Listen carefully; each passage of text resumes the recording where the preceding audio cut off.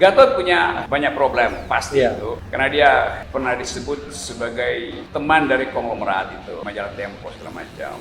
Gatot pernah disebut di dalam isu privatnya itu segala macam. Itu ada di media massa, orang Iya. bisa cek gitu. Tapi Gatot menatap Indonesia dengan latar belakang ini. Dia tahu bahwa dia akan disorot di wilayah-wilayah black hole itu kan. Iya. Tetapi kalau kita mau ukur misalnya, apakah Gatot dalam segi-segi itu angkanya di bawah angka dari mereka yang ada di istana sekarang? Kan Gatot lakukan pertandingan moral tuh. Sehingga orang Jadi comparable ya. Iya. Tidak sekedar sesuatu yang absolut ya. lain kalau misalnya di istana itu malaikat, Iya. maka Gatot tuh udah pasti jeblosin neraka kan. Iya. Tapi istana itu setan gentayangan 24 jam kan. Iblis-iblis di istana itu hidup dengan motif politik, motif ekonomi yang makin lama makin rakus itu. Itu mungkin tidak terbaca secara faktual, tapi publik menangkap kesan itu.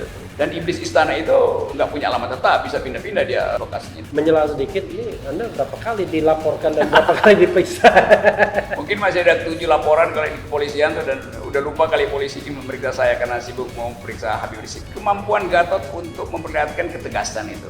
Dalam 3 bulan ini dia konsisten tuh menyatakan dia tidak takut pada kekuasaan, dia hanya takut pada perintah langit. Dan itu menimbulkan harapan baru pada politik yang seringkali dianggap bahwa politik itu begitu ditodong oleh amplop berhenti, begitu ditodong oleh jabatan berhenti. Nah, peristiwa Gatot menolak hadir di istana waktu pemberian penghargaan Bintang Mahaputra itu sinyal moral yang bagus bahwa dia bisa bedakan antara peristiwa politik pemberian itu dan lambang dari medali itu. Jadi dia memilih lambangnya, peristiwa politiknya dia abaikan. Itu kan menunjukkan kemampuan dia untuk membaca arah politik. Jadi selain secara moral memang dia inginkan agar supaya kami jadi gerakan moral, dia juga punya kemampuan untuk menunjukkan secara implisit bahwa ada kepemimpinan yang tetap bisa dia tonjolkan, yaitu banyak kader di TNI yang tentu dia urus baik-baik, sehingga upaya dia untuk mengingatkan ulang bahwa TNI itu adalah milik negara bukan milik pemerintah itu masuk di dalam pikiran para perwira muda di TNI. Jadi saya kira itu yang jadi modal sekarang dari Pak Gatot. Habib Rizik ingin memperlebar lokusnya, Yes. tidak hanya memainkan politik kanan, Iya. bahkan dulu politik kanan yang preman. Mohon maaf ya, politik kanan yang preman. Memang ya.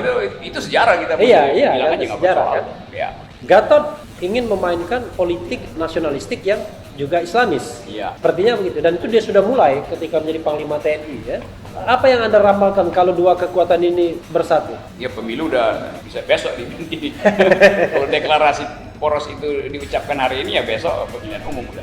Karena gairah rakyat tidak lagi ingin menunggu siklus normalnya, siklus elektoralnya, tapi siklus yang dipercepat. Dan itu dimungkinkan dalam konstitusi kan. Sebagai ahli tata negara saya akan minta Refli untuk menerangkan kemungkinan itu. Ya kalau kita lihat statistiknya, Iya. politik Indonesia itu selalu ada di sekitar tubuh dari bell curve itu, kurva lonceng itu. Dan memang dasarnya adalah percakapan politik sejak negara ini didirikan itu. Jadi kurva lonceng itu nggak terlalu ekstrim ya? Iya, dia Tapi yang menang tuh kiri luar tetap. Begitu sekali bandel bergerak juga. ya itu.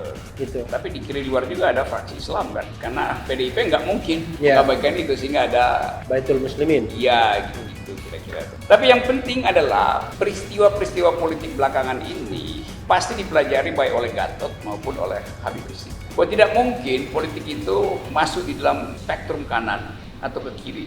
Jadi dua-duanya sedang belajar untuk Mengayun-ngayun. ya berayun-ayun dan berupaya untuk cari titik keseimbangan tuh.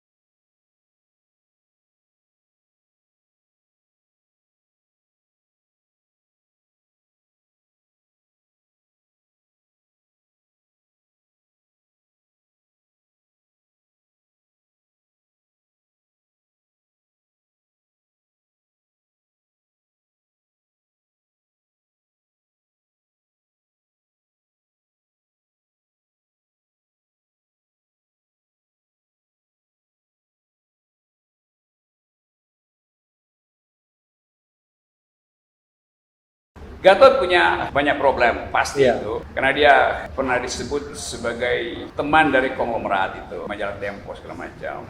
Gatot pernah disebut di dalam isu privatnya itu segala macam. Itu ada di media massa, orang Iya. masih bisa cek gitu. Tapi Gatot menatap Indonesia dengan latar belakang ini. Dia tahu bahwa dia akan disorot di wilayah-wilayah black hole itu kan. Iya. Tetapi kalau kita mau ukur misalnya, apakah Gatot dalam segi-segi itu angkanya di bawah angka dari mereka yang ada di istana sekarang? Kan Gatot lakukan pertandingan moral, sehingga orang Jadi comparable ya. Iya. Tidak sekedar sesuatu yang absolut ya. lain kalau misalnya di istana itu malaikat, Iya. maka Gatot tuh udah pasti jeblosin neraka kan. Iya. Tapi istana itu setan gentayangan 24 jam kan. Iblis-iblis di istana itu hidup dengan motif politik, motif ekonomi yang makin lama makin rakus itu. Itu mungkin tidak terbaca secara faktual, tapi publik menangkap kesan itu. Dan iblis istana itu nggak punya alamat tetap, bisa pindah-pindah dia lokasinya. Menyela sedikit, ini Anda berapa kali dilaporkan dan berapa kali diperiksa? Mungkin masih ada 7 laporan kalau di kepolisian tuh, dan udah lupa kali polisi ini memeriksa saya karena sibuk mau periksa Habib Rizik. Iya, kadang-kadang ya kita prihatin ya. Padahal kita tahu bahwa percakapan ini kalau dipelajari anak-anak muda milenial kan, mungkin akan menghambat hedonisme. Iya. Mereka mungkin lebih berpikir. Karena penonton kita ini usianya 25-34. Oh, itu siapa pemilih semua tuh. Iya, 25-34. Lalu ya di bawah 50 tahun semua ya. Jadi jauh di bawah usia kita. Yes. Ya. Bung Rocky ini luar biasa sebenarnya. Penampilan masih anak muda, walaupun usia sudah kakek-kakek. Tapi penampilan kecuali menurut WHO ya, Bank Dunia atau WHO yang 60 tahun itu WHO ya. Jadi kata WHO sih 60 tahun masih pemuda ya kan, berarti saya masih balita. Remaja saya. masih benur. Masih benar. Belum lobster ya. Belum lobster ya. Iya. Apa tadi soal Gatot ya? Nah, soal Gatot Nurmantio. Pertandingan moral tadi dengan istana. Iya, itu pertandingan moralnya. Yang kedua, ada kemampuan Gatot untuk memperlihatkan ketegasan itu. Dalam 3 bulan ini dia konsisten untuk menyatakan dia tidak takut pada kekuasaan, dia hanya takut pada perintah langit. Dan itu menimbulkan harapan baru pada politik yang seringkali dianggap bahwa politik itu begitu ditodong oleh amplop berhenti, begitu ditodong oleh jabatan berhenti. Nah, peristiwa Gatot menolak hadir di istana waktu pemberian penghargaan Bintang Mahaputra itu sinyal moral yang bagus, bahwa dia bisa bedakan antara peristiwa politik pemberian itu dan lambang dari medali itu. Jadi dia memilih lambangnya, peristiwa politiknya dia abaikan. Itu kan menunjukkan kemampuan dia untuk membaca arah politik. Jadi selain secara moral memang dia inginkan agar supaya kami jadi gerakan moral, dia juga punya kemampuan untuk menunjukkan secara implisit bahwa ada kepemimpinan yang tetap bisa dia tonjolkan, yaitu banyak kader di TNI yang tentu dia urus baik-baik, sehingga upaya dia untuk mengingatkan ulang bahwa TNI itu adalah milik negara bukan milik pemerintah itu masuk di dalam pikiran para perwira muda di TNI. Jadi saya kira itu yang jadi modal sekarang dari Pak Gatot. Nah, bersama dengan itu terhubunglah politik moral Gatot dengan politik akhlak Habib Rizik. Oke. Nah, yang Anda sebut dengan koalisi Menteng Petamburan.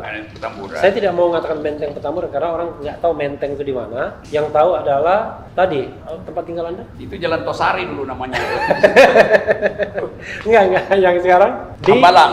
Bukan Hambalang. Sentul. Sentul. Jadi poros Sentul Petamburan. Agak jauh sedikit tapi makin mendekat. Sentul itu di antara Menteng Petamburan. Karena itu channel Refri Harun akan menghubungkan antara politik moralnya Gatot dan politik akhlaknya Habib Rizik. Dua-duanya terhubung oleh politik akal sehat. Tapi yang menarik adalah ada seperti simbiosis ya. Habib Rizik ingin memperlebar lokusnya, tidak hanya memainkan politik kanan, bahkan dulu politik kanan yang preman. Mohon maaf ya, politik kanan yang preman. Memang ya. itu sejarah kita. Iya, sejarah kan. Ya. Gatot ingin memainkan politik nasionalistik yang juga Islamis. Iya. Sepertinya begitu. Dan itu dia sudah mulai ketika menjadi Panglima TNI ya. Apa yang Anda ramalkan kalau dua kekuatan ini bersatu? Ya pemilu udah bisa besok di kalau deklarasi poros itu diucapkan hari ini ya besok pemilihan umum udah. Karena gairah rakyat tidak lagi ingin menunggu siklus normalnya, siklus elektoralnya, tapi siklus yang dipercepat. Dan itu dimungkinkan dalam konstitusi kan. Sebagai ahli tata negara saya akan minta Refli untuk menerangkan kemungkinan itu diucapkan secepat-cepatnya. Ya, saya kan hanya mengatakan saja by constitutions itu yang namanya pergantian presiden itu bisa karena pemilihan, itu kan setiap 1 kali dalam 5 tahun, bisa karena pemberhentian, itulah impeachment, bisa karena sang presiden mengundurkan diri, dan itu pernah terjadi semua dalam politik kita kan, gitu. Mengundurkan diri tahun 98, impeachment 67 2001, election 2004, 2009 dan 2014 dan 2019. Sejarah itu punya rumus sendiri itu, dan kadang-kala rumus sejarah itu yang akhirnya dipakai sebagai tafsir dari konstitusi itu. Jadi kalau faktanya udah terjadi ya konstitusi terpaksa mesti dicarikan. Tidak hanya tafsir tapi juga teks. Jadi ketika impeachment itu terjadi, maka teks konstitusinya memberikan kewenangan buat MK. Nah itu dia tuh, coba dicatat ini referensi. Akademisnya.